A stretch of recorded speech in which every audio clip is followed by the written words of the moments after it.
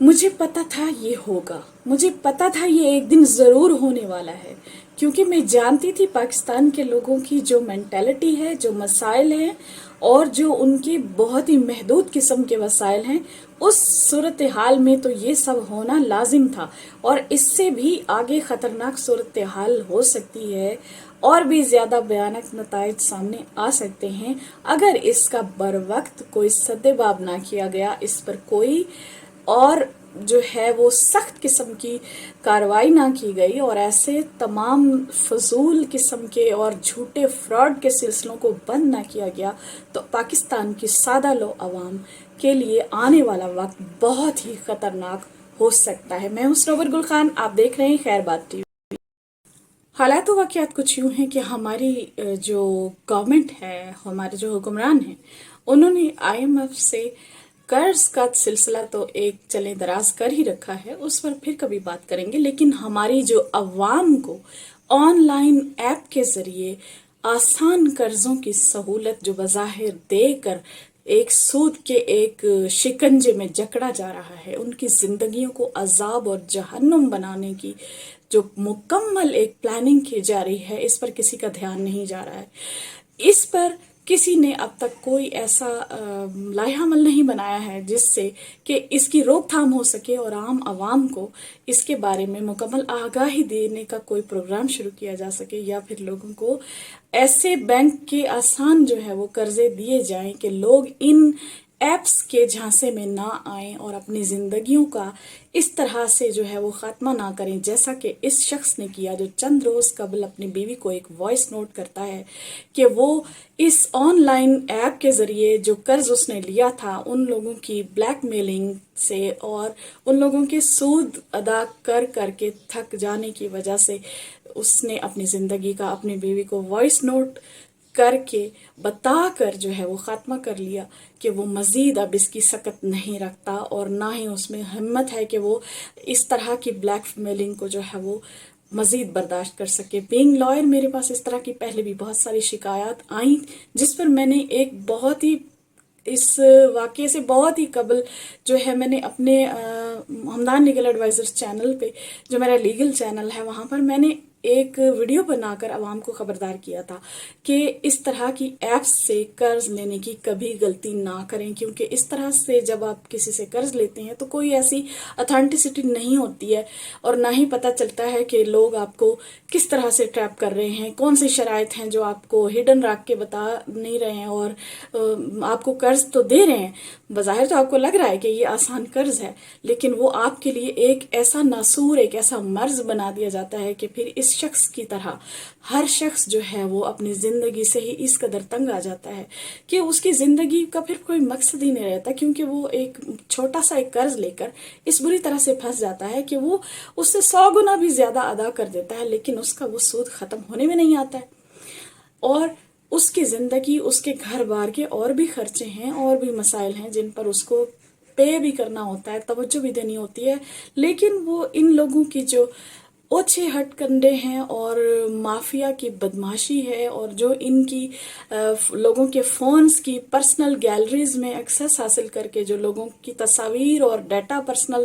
چوری کر کے جو یہ اس طرح کی بلیک میلنگ کر رہے ہیں اور کھلے عام کر رہے ہیں، کوئی ان کو پوچھ نہیں رہا ہے، کوئی ان کو اریسٹ نہیں کر رہا ہے، کوئی بھی ان کو کسی بھی قسم کا کوئی خوف نہیں ہے، اور وہ باقاعدہ ایک پلاننگ کے ساتھ لوگوں کو پہلے اس جھانسے میں لاتے ہیں کہ قرض دیتے ہیں، آسان شرائط پر دیتے ہیں، اور جب کوئی قرض دار ہو جاتا ہے ان کا تو پھر اس کا جینا اس طرح سے حرام کر دیتے ہیں کہ اس کی باقی زندگی جو ہے وہ سود وہ ختم نہیں ہو پاتا۔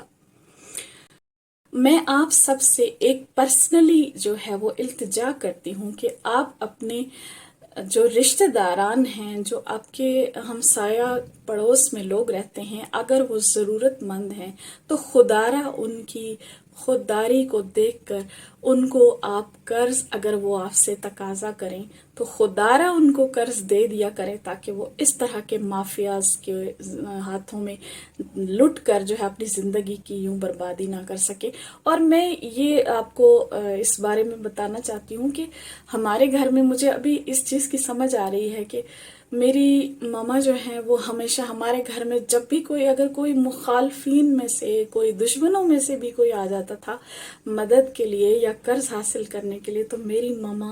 اپنی ضرورت کے لیے رکھے ہوئے پیسے اٹھا کر اس کو ضرور اس کی ضرورت پوری کر دیتی تھی. اس وقت ہمیں اگرچہ بہت برا لگتا تھا کہ ہماری جو پلاننگ تھی، ہماری سیونگ فلاں چیز کے لیے تھی، کوئی نہ کوئی ہمارا مقصد ہوتا تھا.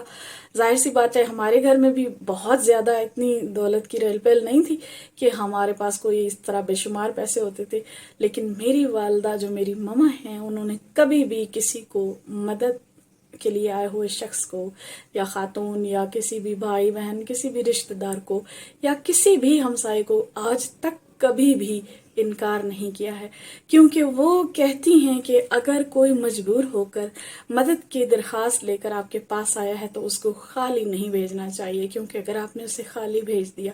تو پھر اللہ تعالیٰ کی ذات جو ہے وہ آپ سے ناراض ہو سکتی ہے. آج اس کی حکمت سمجھ میں آ رہی ہے کہ میری ماما کا یہ کتنا عظیم ایک کام تھا، اور آج بھی ان کی اس فطرت کو آگے لے کر ہم اولاد بھی چل رہے ہیں، اور ہم سے بھی یہ نہیں ہو سکتا کہ ہم انکار کریں. مجھے معلوم ہے بینگ فیمیل جو خواتین ہوتی ہیں وہ گھر میں کچھ نہ کچھ ضرور پس انداز کر کے رکھتی ہیں، کچھ تھوڑی بہت سیونگ ان کی ضرور ہوتی ہے جو ان کے کسی نہ کسی کام کے لیے کوئی کمیٹی ڈالی ہوتی ہے، کوئی نہ کوئی ان کا مقصد ہوتا ہے. تو اگر کوئی آپ سے، آپ کا رشتہ دار، ہمسایہ کوئی اگر آپ کے لیے آ جاتا ہے مدد کی درخواست لے کر کے اسے ضرورت ہے، تو خدا را اسے خالی مت پھیریں، کیونکہ اس طرح آپ معاشرے میں ایک انتہائی اہم کردار ادا کر سکتے ہیں، ایک مثبت رول پلے کر سکتے ہیں کسی کی ضرورت پوری کر کے. اور اس کا جو اجر و ثواب ہے اس کی آپ گنتی نہیں کر سکتے، اسے آپ شمار نہیں کر سکتے. آپ کو نہیں معلوم کہ آپ کو اس کے بدلے میں رب کی پاک ذات کیا کچھ عطا کرتی ہے.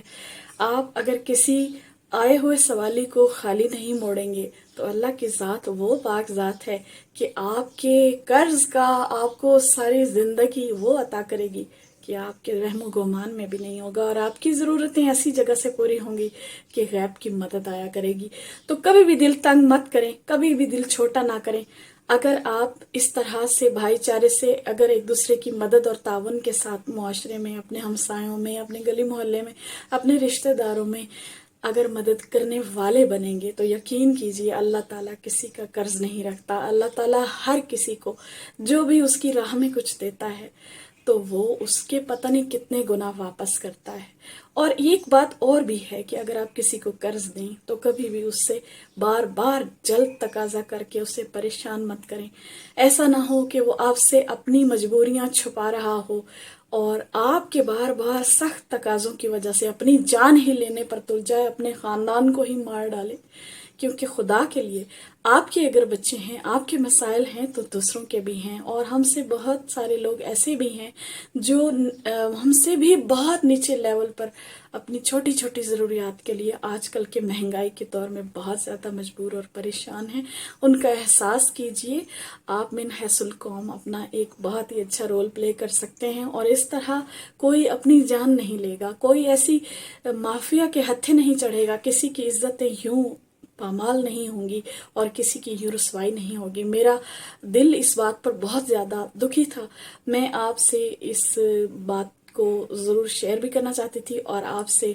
یہ بھی درخواست کرنا چاہتی تھی کہ آپ اپنی اپنی جگہ پر رہ کر لوگوں کی مدد اور تعاون کا ایک سلسلہ شروع کیجئے، تاکہ اللہ تعالیٰ آپ کو ایک خیر کثیر کا سلسلہ آپ کی نسلوں تک دراز کر دے. اسی پیغام کے ساتھ اجازت چاہوں گی. اپنا بہت سا خیال رکھیے گا، دعاؤں میں مجھے یاد رکھیے گا، کیونکہ آپ جیسے پیارے پیارے اچھے لوگ جب دعا کرتے ہیں تو اللہ تعالیٰ ضرور قبول فرماتا ہے. اپنا بہت خیال رکھیے گا. اللہ حافظ.